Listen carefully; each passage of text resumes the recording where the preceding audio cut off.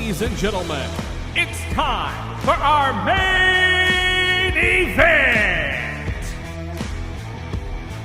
Hosted by Eric McMahon, it's Cageside with John Morgan! And welcome everybody to another episode of Cageside with John Morgan. I am your host, Eric McMahon. A little bit of housekeeping. First, I got to apologize for the audio difficulties last week.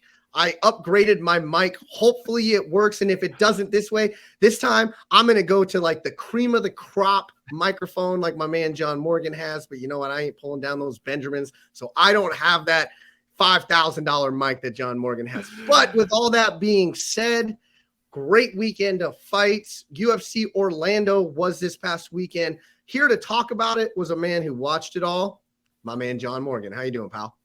I'm doing good. First of all, we should clarify, upgrade might not be the right word. Replace after you threw the other one, yanked it out of the wall and chunked it against it. I mean, you didn't have a microphone left, so I know how frustrated you were, but the new one is sounding beautiful, my man. It sounded beautiful. But listen, this card last week was great, man. I didn't travel. I stayed home. Obviously, November was crazy, so I didn't make the trip out to Orlando. Decided to watch it on TV, but I did kind of get those little FOMO moments. I mean, it was such a great card, entertaining from start to finish, and of course, in front of the big crowd at the Amway Center, man. It's as much as I love just driving 15 minutes down the street to the UFC Apex to get to take in cards, man, there's nothing like a great MMA event in front of a sold-out arena, packed house, and it was a heck of a card with a heck of a main event.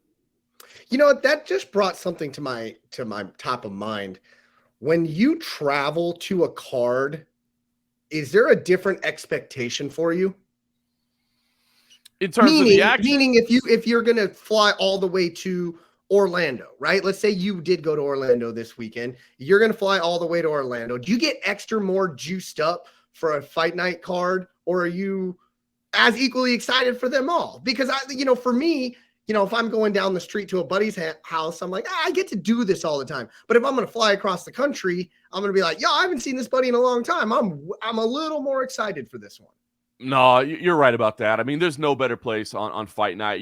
As I've gotten older, and obviously as my son's gotten older as well, I mean, I'm trying to travel a little bit less and spend more time at home, because I just realized, this career, hopefully I'm doing it forever, but those are moments with your child that you'll never get back, right? And when you're gone, you're gone for an entire week. Mm-hmm. You leave on Tuesday because media day is Wednesday, the press conference is Thursday, the weigh-ins are Friday, the fights are Saturday, you get back on Sunday. So it's not just one day away, it's a whole week away, which I think people kind of forget about sometimes. So I'm trying to do that less, but I'm telling you right now, Eric, on fight night, there is no place I'd rather be than sitting cage. I mean, unless it's maybe with a set of broadcast headsets on, I'm going to call on the action because I love that too. But yes, you're right.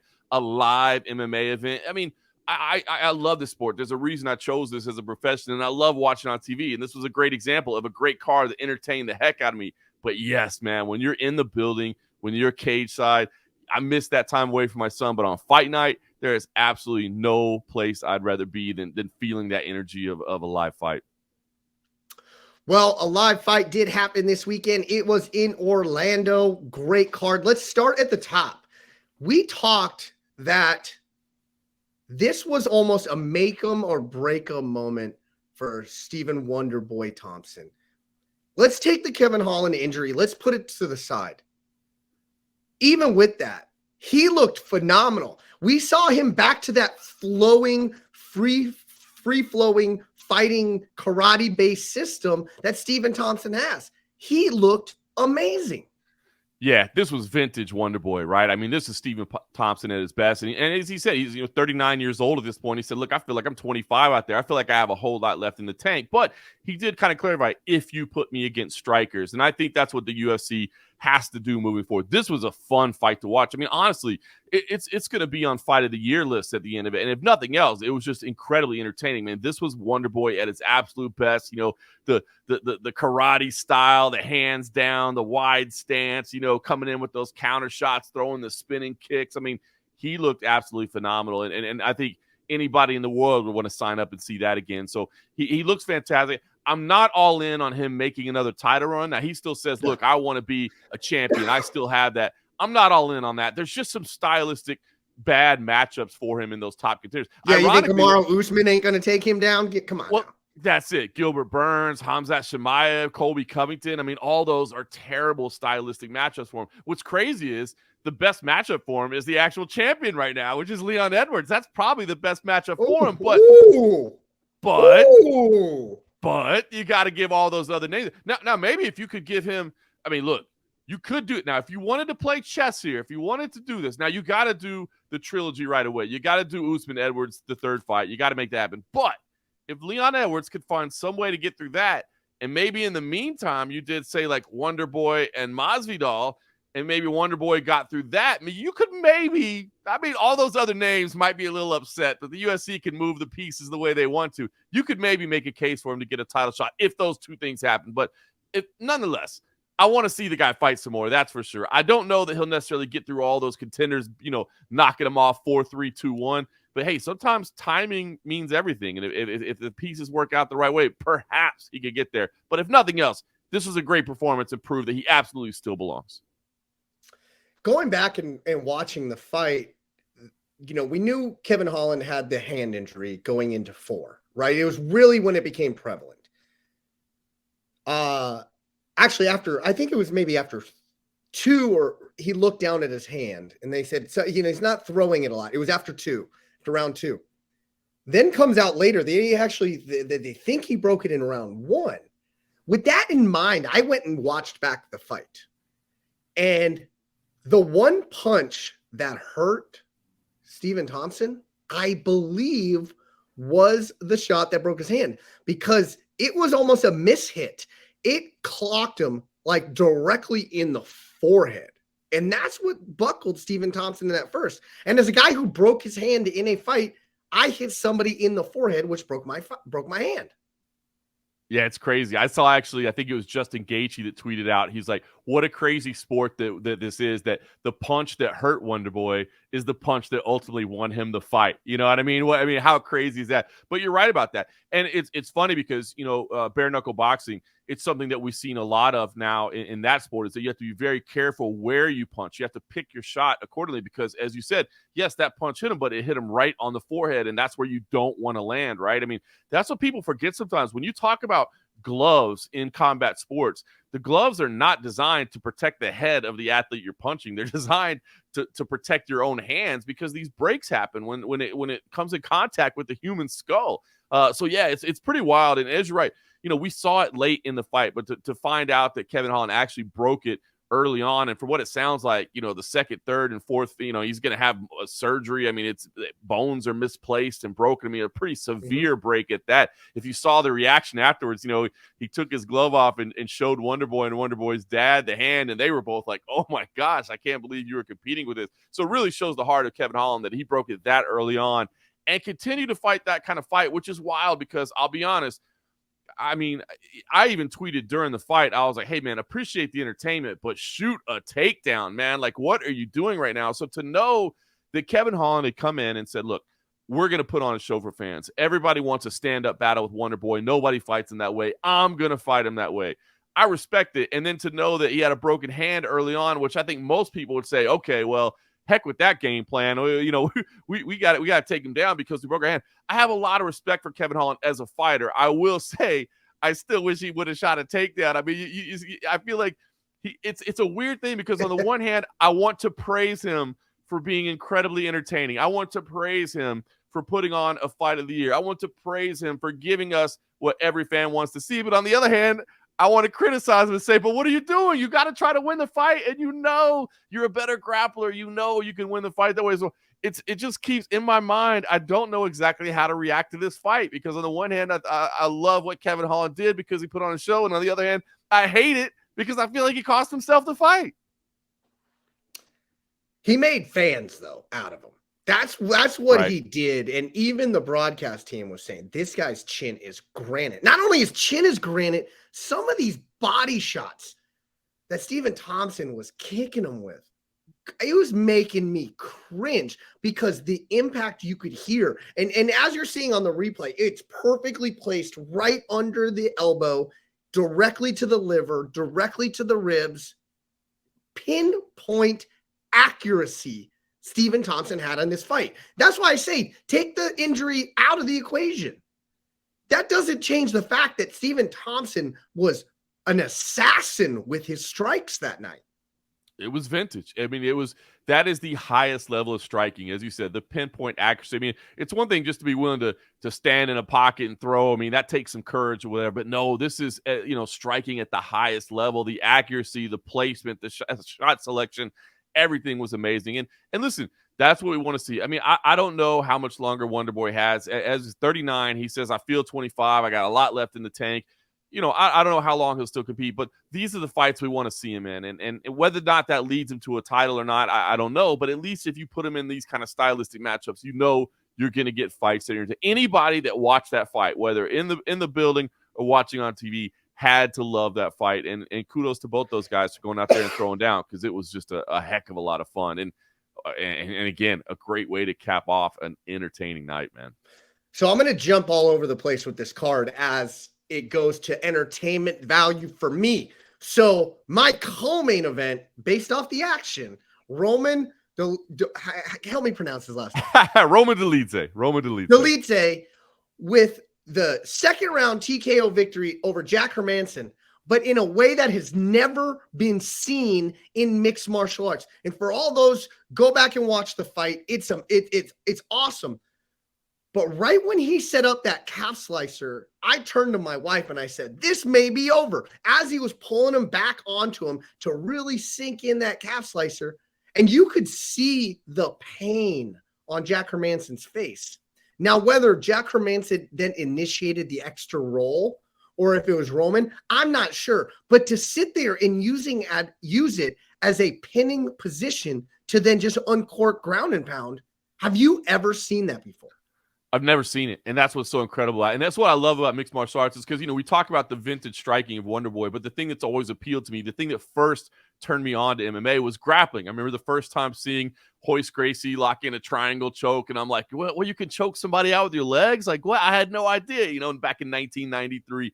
So to see, these constantly evolving techniques and something that I've never seen in a mixed martial arts contest was incredible. And Roman Dolidze stepped in on short notice, faced a ranked guy in Jack Hermansson, a proven competitor. A savage. Absolute savage. And listen, it was a tough fight, but Roman gets this leg entanglement, locks up the calf slicer, and as you said, the roll over, flips him belly down. And you, man, I was going back and editing some photos afterwards, and some of the photos that were taken, I mean, the pain on Hermansson's face. And I thought, okay, man, he's going to tap right here. It doesn't tap, but then you go, oh my gosh, but look, he's absolutely trapped right here, and I can just unleash ground and pound and just, vicious finishes to get it done, picked up a performance of the night bonus, and man, that was a statement-making performance for Roman Dolidze, who, is now going to enter the rankings and is a force to be reckoned with in that division, man. Absolutely incredible. Okay, so I know you don't know. I certainly don't know. Who initiated that belly down roll? Do you think it was Jack Hermansson trying to alleviate the pressure? Or do you think it was Roman knowing that he had that position? I think it was a little combination of both, but I think Jack initially was trying to escape. Whether or not now, if Roman went in there and knew right away, like, well, if I lock it here, I can go belly down on him and trap him. I mean, that would be incredible. He kind of touched on it afterwards and was like, yeah, I lock up those all the time, but I don't know.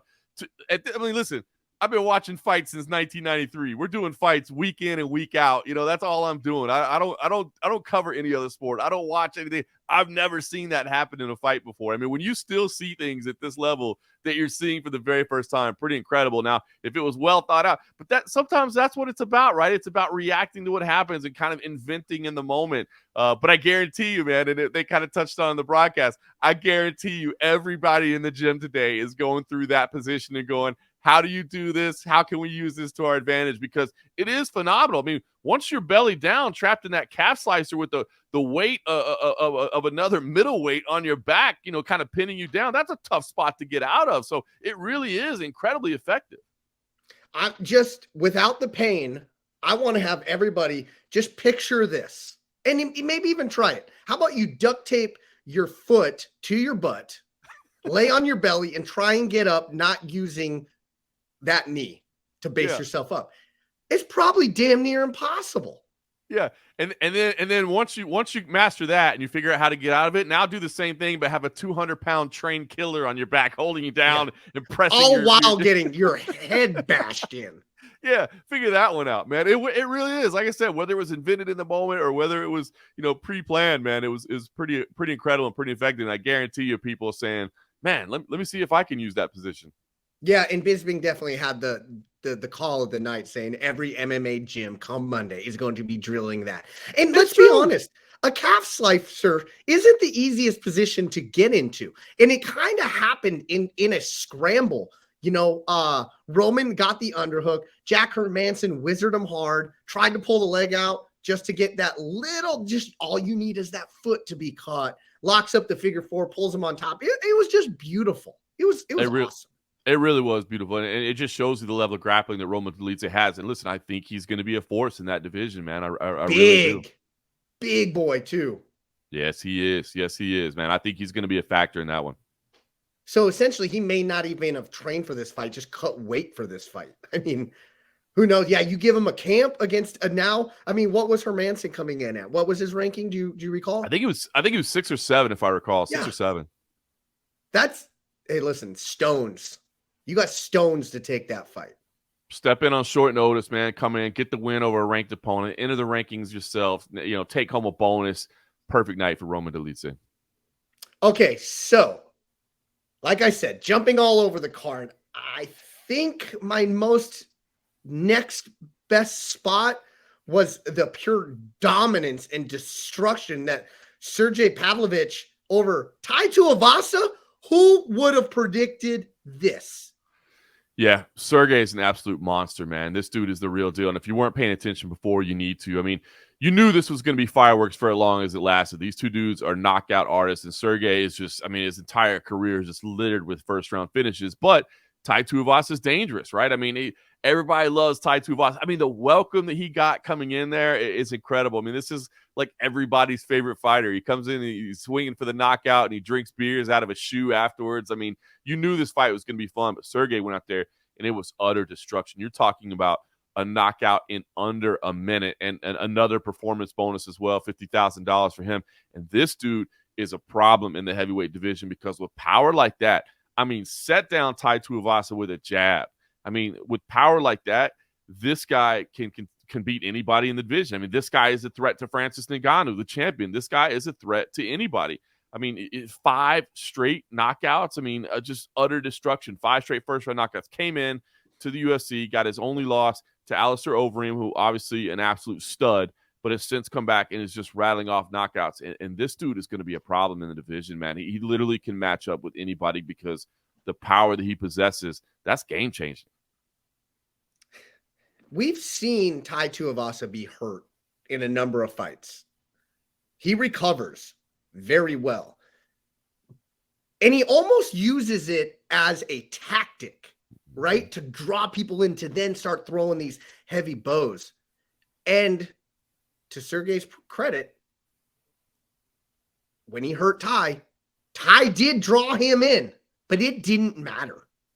Yeah. At all. It was surgical, man. That's the thing that's scary about this dude because he maintains composure. You see it happen all the time in fights. Like you rock somebody and all of a sudden you're like, oh my God, because it's so much tension. There's so much nerves. It's such a scary experience to go in there and you get somebody hurt and you're like, oh gosh, this is my moment. I got to go seize it right now because I don't know if this is going to happen again. I got to rush in there. And all of a sudden you get wild and you get crazy. And to your point, that's when Tai Tuivasa comes back and throws the big hook and catches you and you're done. And Sergey didn't do that. He stayed on him. But he stayed measured. He stayed composed. He stayed in a tactical position, and he picked his shots. And that's what made this scary, man. Look, that's back-to-back knockouts. 2 of the biggest sluggers.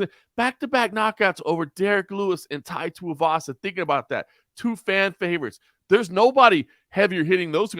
If there's any one heavier hitter, it's Francis Ngannou. But, those dudes can put your lights out just as easy. So, man, this guy is going to contend for a title. And before it's said and done, man, I think this dude will challenge for a title, if not hold one. Now, whether fairly or not, something hit my head that night is, does Tai Tuivasa, does he take too many firefights? and getting sitting down by a jab. I'm taking nothing away from Sergey. Listen, he did what he did to Tai Tuivasa. Not a lot of people have ever done that. But, we are in a sport where we're now seeing a lot of accumulation. What can happen from accumulation? Tai Tuivasa doesn't sit out there and point fight. He doesn't. So it begs the question that being sit down by a jab, as you stated, are we worried that this accumulation is taking effect? Yeah, it's interesting, right? Because there's two ways to look at it. On the one hand, like you could say, well, Tai should probably change his style. He should change his approach, but I don't think so. Yeah. Like I think that's what makes Tai Tuivasa. Like you don't want to take him as a coach and be like, Tai, we need you to kind of settle down, stay behind your jab, work on the outside. Like, no, that's not who you are. So you don't want to do it. But at the same time, I mean, that was his third fight this year. I mean, Derek Lewis, Cyril Gahn, and Sergey Pavlovich in consecutive order. I mean, that's a heck of a year, and those were all firefights. And so, now and you he say, got well, hit maybe big in all of them. He took Derek Lewis's best punch. that's Derek it. Lewis. And that's what I think the advice would be out of here is, hey, man, let's take some time off. Fortunately, the UFC is returning to Australia, his home country, in February, and he had already said in the pre-fight buildup, like, you know what, man, I'm not even eyeing that card. I would rather be cage side drinking a cold beer and having fun and watching people fight. And I think that's good because, in a lot of ways you could see him saying, man, I want to fight on that Perth card in February. I got to get there. But I think right now some time away would be, the right recipe for Tai Tuivasa. So it's nice to hear that he's not eyeing that February card. Maybe you wait till summer. You come back at, International Fight Week in Las Vegas in July or something like that. Just take some time off because, as you said, you've been through 3 wars, man, 3 battles, taking big shots from the heaviest hitters in the division. Heal up a little bit. Give your body some time to rest a little bit because I don't think the style change would serve Tai Tuivasa well. I think a little bit of time off would. Yeah, and then what they say, you suffer one concussion, it's easier to get the other one. It's diminishing returns at that point where some much needed time off could be that reset button. Because for one, I'm a Tai Tuivasa fan. I want to see him fight. But if taking 6 to 8 months to a year off is going to give me more of that, I'm all for it. I agree. He's everybody's favorite fighter. If you don't like Tai Tuivasa, you don't like MMA, man. There's something wrong with you. But sometimes, as you say, exactly, right? I'm dancing for those that you aren't watching. Yeah, if you got the audio, you need to get the video. Watch that little shimmy shake. But no, listen, a little time away right now would be good. I think it would serve him well. And this guy's got battles left in him, man. The dude's got some of the heaviest hands in the division. And like I said, he's just fun, man. He gives great interviews. His celebration, the shoey has become a signature. I mean, he's fun for the sport. But yeah, right now, take a little time. Let the body, let the brain heal a little bit. Come back and do your thing in the summer.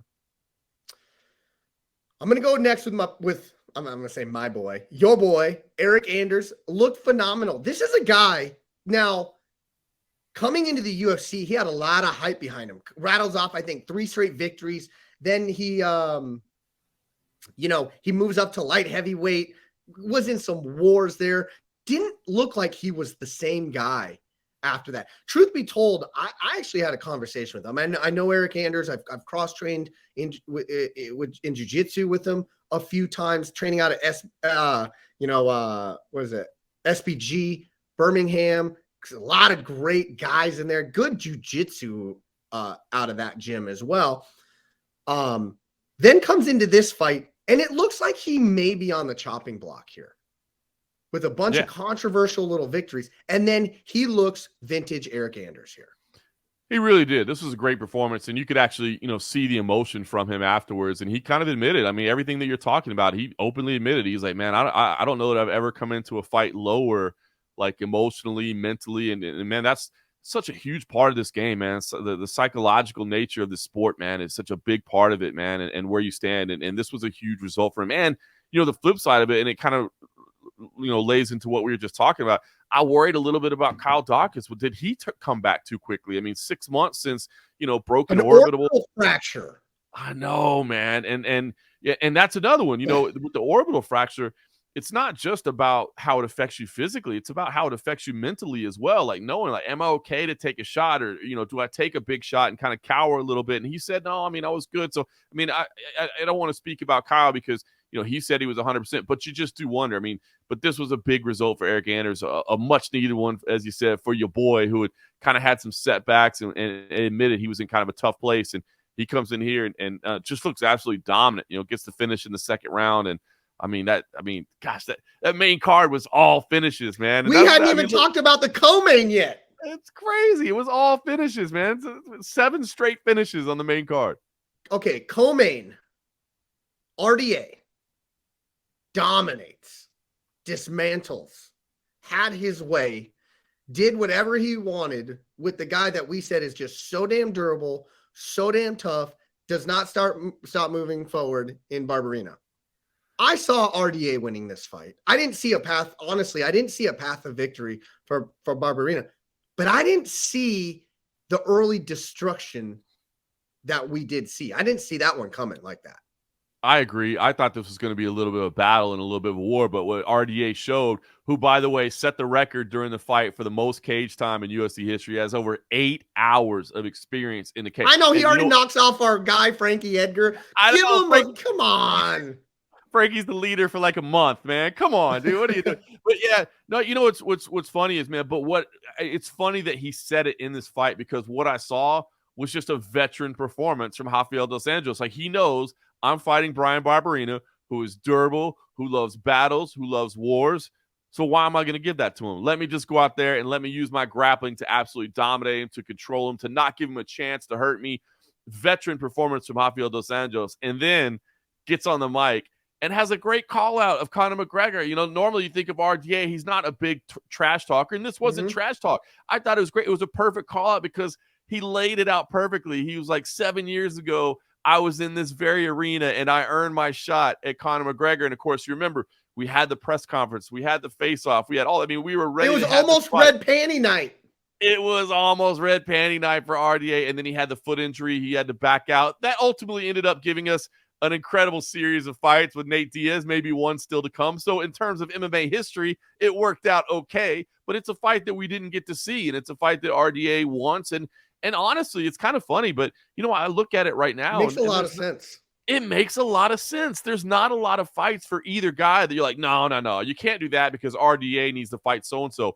And the same for Conor McGregor. I mean, other than Nate Diaz, which we know we're going to see that trilogy at some point, at some time, there's not a lot of fights where you're like, I got to see that fight happen. This was a fight that was supposed to happen. So I thought it was a brilliant call out for RDA, and especially the way he laid it out. Again, I won a fight 7 years ago in this arena to face Conor McGregor. Now, I need to have, and threw a little jab at him, said I'll give him 6 months to get off all the stuff that he's taking right now. He's not, so he had a little bit of trash talk in there. So I just loved it. I loved it all the way around. And I think the fight does make sense. Whether or not it makes sense for Conor, I don't know. I mean, Conor's always looking at different things, but to me, it makes sense. I want to see it. Got to mention the undercard, Clay Guida, split decision victory. Always a fan favorite. Clay Guida getting his face slapped off by his brother. Maybe I don't know. There's a lot of amazing fights. Possibly the round of the card was Philip Rowe, Nico Price headlining or opening up the main card. It was supposed to be the undercard main event, but now I think it opened up the main card. What did you think about that fight? It was great, man. It was great. As you said, it was supposed to be the featured prelim. There were like 5 straight decisions, so it kind of pushed it to the main card, but ended up being great. Nico Price was coming back from a year away. He had, knee surgeries and all that, and was getting dominated, to be honest with you. Phil Rowe was on point, man. Was using the jab, was attacking with submissions, looked great, was dominating. And then Nico Price, being the monster that he is, man, had this third round where you're like, is he going to come back and win this thing in the third round, or is it going to be a 10-8? I mean, he's out there dominating. He rocks Phil Rowe, and then Phil Rowe digs deep and comes right back. And as you said, man, potentially one of the rounds of the year, man, just ebbs and flows back and forth, incredible. And Phil Rowe ends up getting that third round finish to kick off that main card of finishes. But yeah, as you said, but you can spend hours. But Angela Hill was on point, one of her best performances. Clay Guida, as you said, got the great fan favorite, and Clay Guida got the big win. Scott Holtzman, retiring apparently to go shift into dad life. But yeah, it was a fun fight. I mean, I thought Michael Johnson looked incredible, man. JSP over Darren Elkins. I mean, how about Darren Elkins, who that dude is bleeding in the opening minute. I mean, he's just gushing blood everywhere. The doctor's like, great hey, tattoos. We need to look at it. Oh, man. The doctor's taking a look, and he's like, this is a fight, right? Like, come on, man. You got to – I mean, it was just a fun night of fights, man. It was incredible. And listen, man, as the old school, seeing a guy like Michael Johnson, seeing a guy like Clay Guida, I mean, pick up wins. Those are fan favorites that we've been watching for 10 years, 12 years. 15, I mean, it's crazy how long we've been watching these guys compete. And I love seeing the guys that do it that long that are still around and picking up wins, I'm spacing right now. Who was the fight that the doctor came in and started pushing on the broken foot? Oh, yeah, early on. God, what was that fight? Was that now I don't even remember either. Whoever it was, it was hysterical. I think was it I don't even know who it was. No, I don't remember. There was so much action. Like, I don't remember either. They're like, why the hell? Like, you can see it's broken. The fighter's saying it's fine, and now you're gonna come up and start pushing on it to make him feel more pain. Was it the Levy Valdez fight, Natan Levy, Gennaro Valdez? Was that the one? I have no idea who it was. There was so much doctor and blood. It was just funny. Action. Yeah. All right, moving on. Listen, great card. UFC Fight Night Orlando. I hope we get a lot more recurring fight nights like that, because nights like that on ESPN that aren't on ESPN Plus are just going to grow this sport even more. Everybody can see them. I'm here for it. I'm a fan. But I haven't brought this up the last couple weeks, but with a statement from the UFC coming out, we need to touch on the James Krause betting scandal. Now, I'll read the UFC statement, but how about you just get us up to date with what happened and where we're at now, minus what we're going to get into. Man, you're going to read that statement. I'll be honest. It was a pretty powerful statement. We don't often see those from the UFC, man. They usually kind of let things play out and, hey, we have no comment at this time. We're aware of it.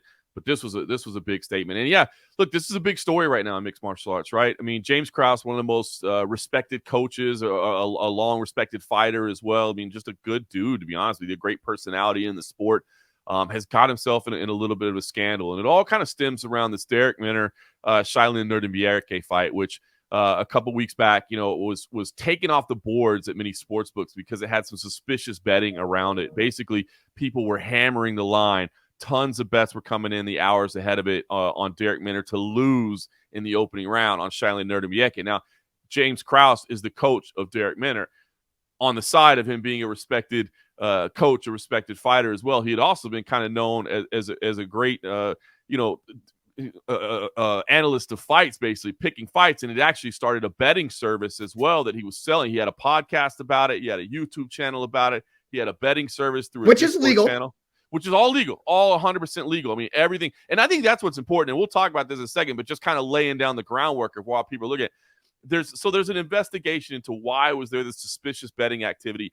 And it just happens to center around James Krause's fighter, Derek Minner, who has since been released from the organization. Ultimately, Derek Minner did lose that fight in the opening round. And if you remember, if you haven't seen the fight, or if you forget about it, Derek Minner, throws a kick, and you can tell early on, like, his knee's gone. You're like, did he just injure his knee on that opening kick? Well, it comes in that no, it was known that he had an injury coming into this. And so anyway, there's all these different things around it. And now this investigation is going on, which we've kind of been following. But again, we didn't talk about it a lot because there's not a lot of facts out yet. What there is a lot of, here's what's happened, here's what's going on, and the investigation is going on. But then to your point, this statement comes out this past week, and it's a powerful one.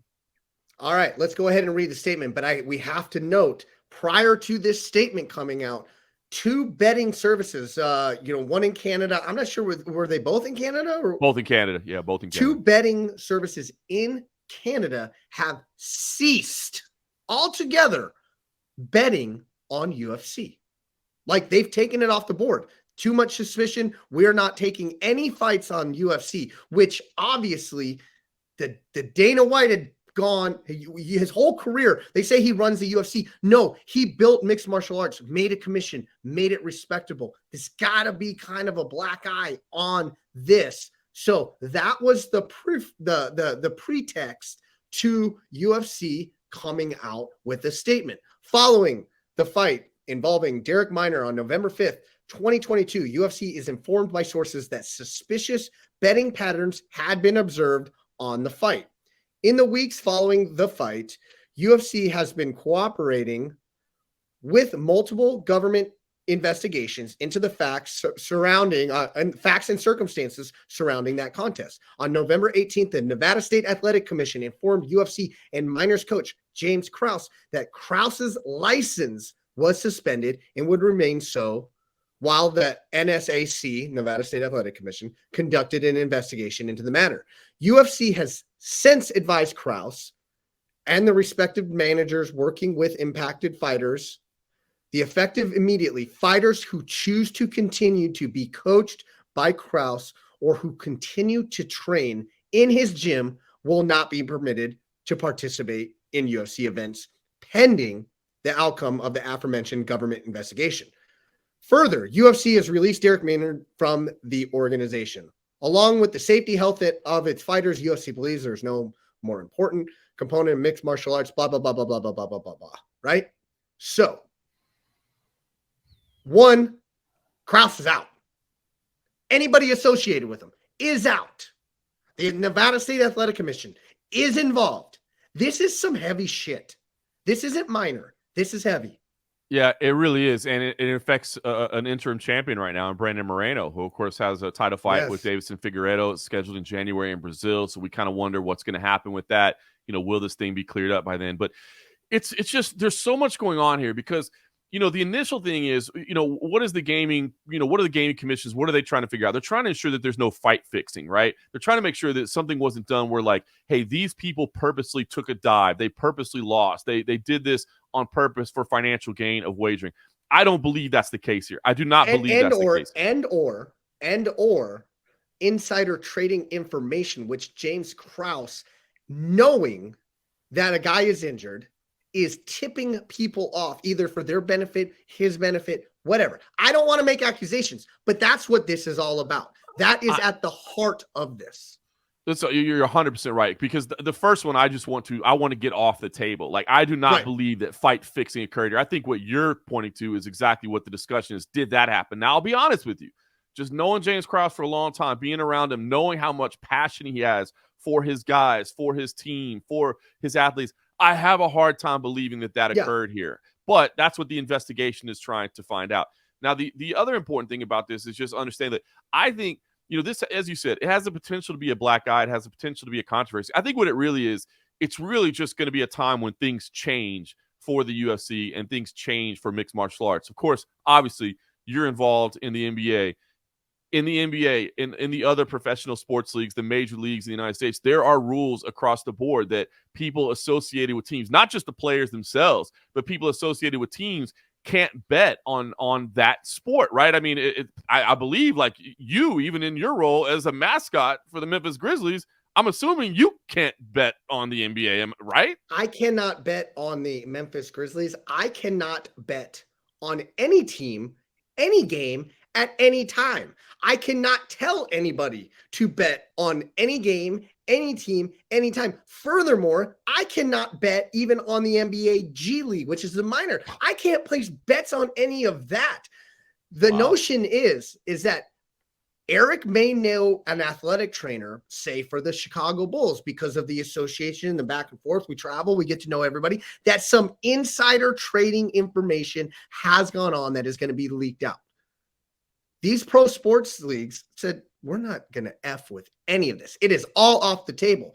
And I heard that they even have ways of tracking of whether you're betting on sports books, on apps. Like, I heard there's some real crazy analytics that they can even find these things out.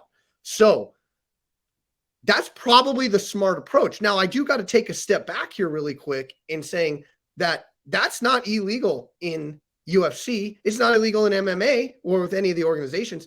And to me, it's not a UFC issue. truth be told. It's an athletic commission issue. They regulate everything. They're regulating it with gaming. So if you're licensed in that state, to me, putting it on the UFC or putting it on whatever, I think we're looking at it from the wrong perspective. If an athletic commission is regulating it across the board, then regulate it across the board. Yeah. See, I agree. And that's my take out of this whole situation. And maybe, I don't know, it's a bit naive or whatever, but like, I think everybody's like coming, after James Krause and saying, oh my gosh, I can't believe what this guy's doing. But that's what's been done in the mixed martial industry for years. It hasn't been illegal. And he freely admitted it. Do you know how many? Do you know? You do know how many fighters and other people in this industry supplement their income through wagering. And I've always, to be honest with you, as a journalist, like I've always felt a little bit weird about it. I don't bet on fights. The reason I don't bet on fights is because like when I have my money attached to something, I simply can't like separate myself from it. So it's like as the fight is playing out, I'm looking at rounds and I'm like, oh, my guy definitely won that. And if it went the other way, like I'm not able to go like, no, the judges made the right call there. And at that point now, my analysis, you become fake news at that point, right? Exactly. So that's why I never do it. But it's not illegal. And if you think about it, like, you look at like when I was working for MMA Junkie, like we did picks and like our bosses at USA Today made us do picks. And, Right. I think over the course of 10 years, I was picking at like a 65% rate over 10 years. So at 65%, I could have been profitable as a sports gambler, but I just never chose to do so. But it wasn't illegal. So I don't know. That's what I take out of this. I just feel like everybody's going after James Krause. I don't think James Krause was doing anything wrong. Now, if you're saying that like, hey, we don't want this to happen in our sport, I get it. It makes sense. I mean, even look at like events themselves, unless you're the main event at most UFC events, you're sharing a locker room with somebody. I mean, somebody could be in the locker room that's like, look at that dude warming up. Like, it's pretty clear that he's kind of injured now. Let me pull up my app and let me put my bet in real quick. You know what I mean? So there's insider information everywhere. And if that's what everybody wants to do is say, hey, we got to rule this out. I get it. I understand it. Yeah. But that's what's happening from now forward. That's what I think is bothering me about this whole story is people are coming after James Krause and, oh my gosh, this guy, I can't believe he was doing that.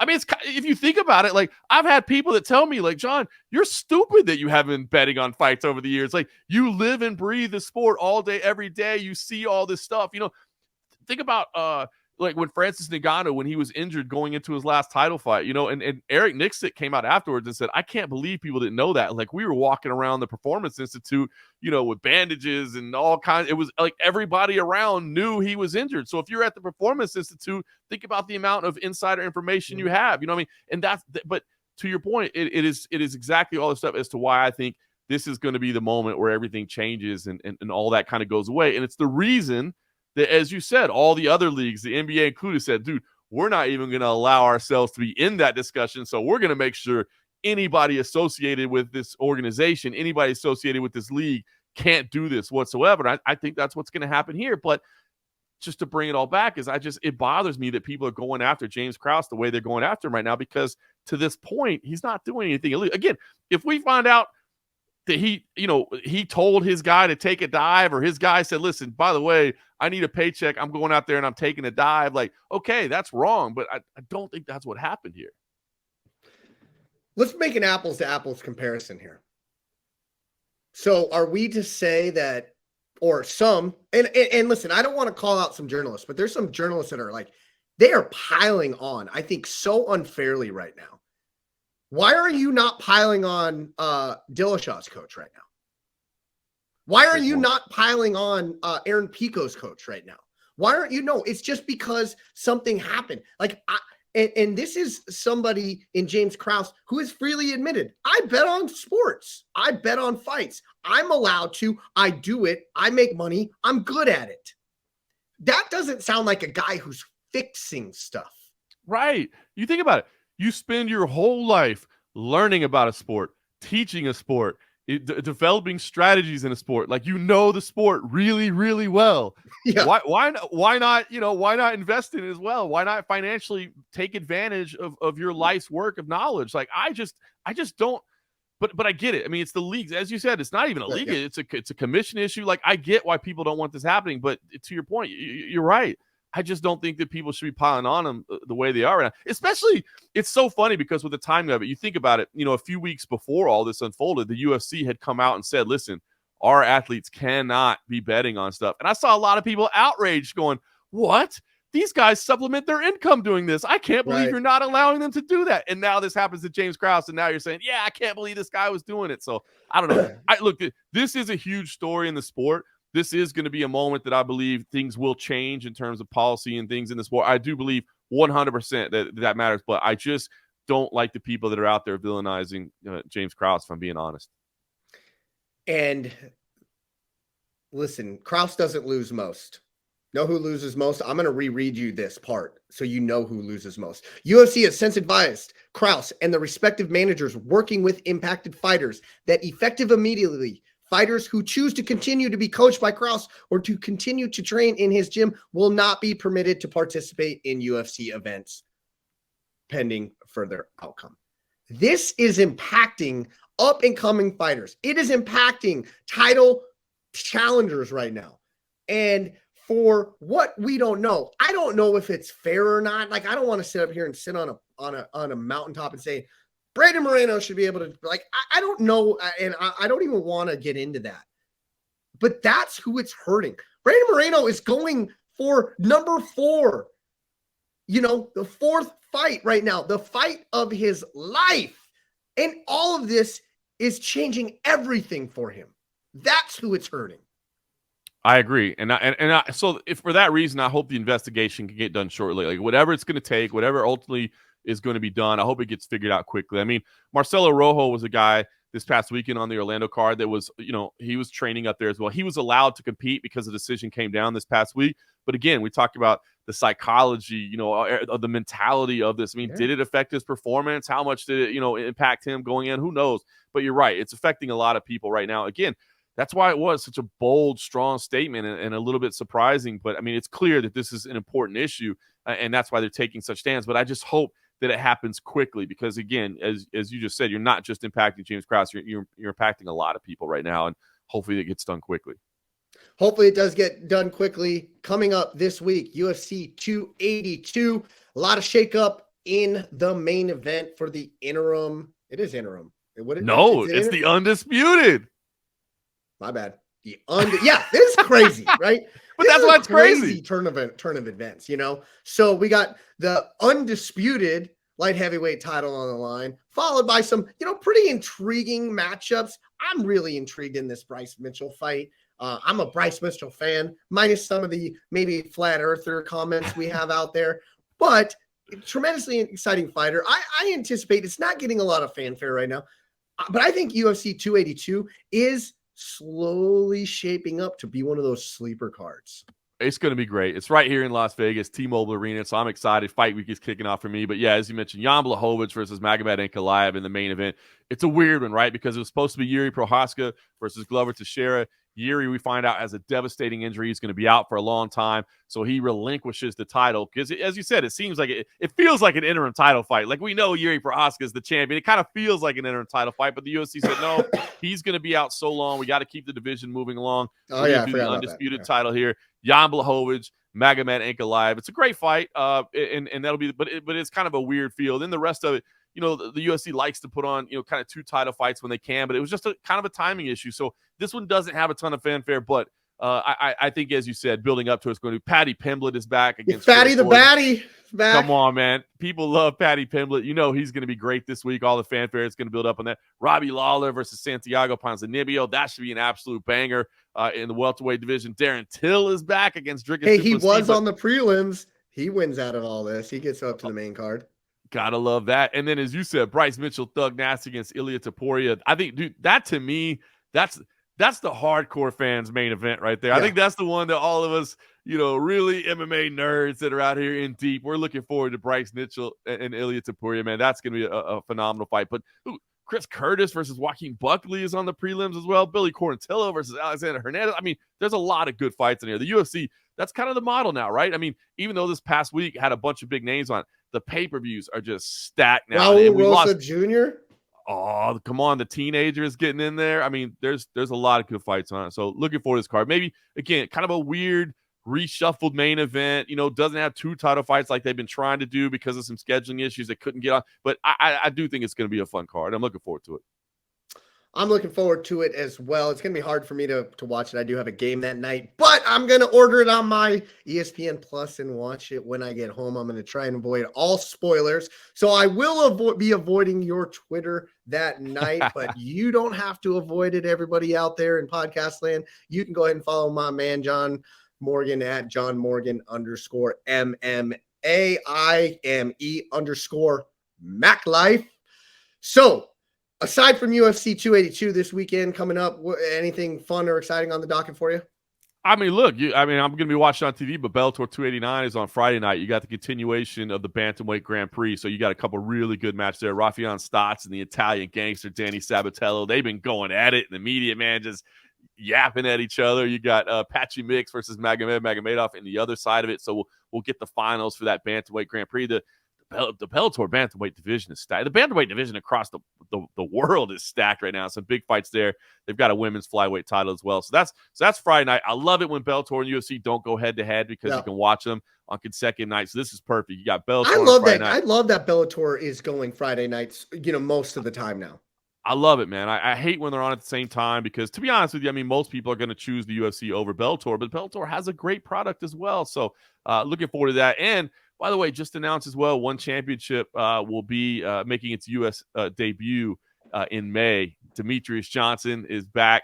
They're going to have the trilogy fight there with Adriano Moraes, but it's in Colorado, as we've talked about before, but One Championship making their U.S. debut. So, again, man, just feels like good things are happening right now in the sport, man. Again, one is expanding. PFL just wrapped up a great season.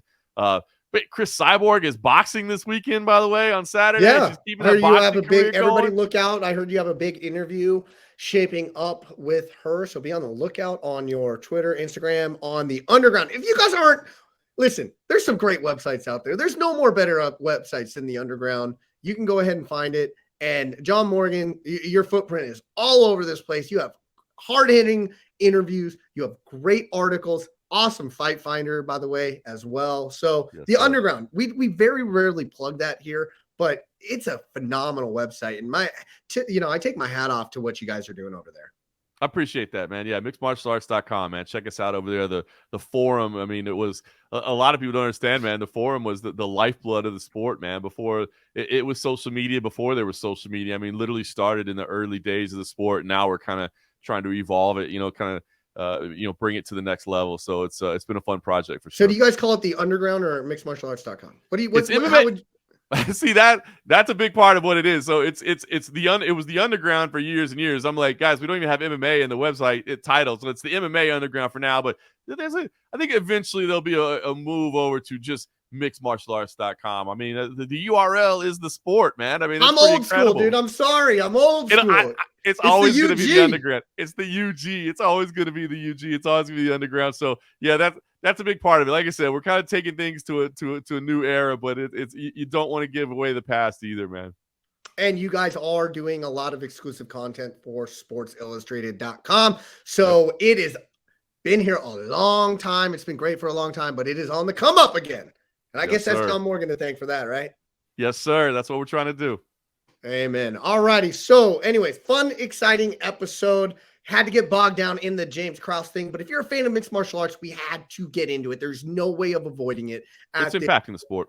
It's impacting the sport. But, go back, check all of our previous episodes in the archives, except last week because my audio sucked.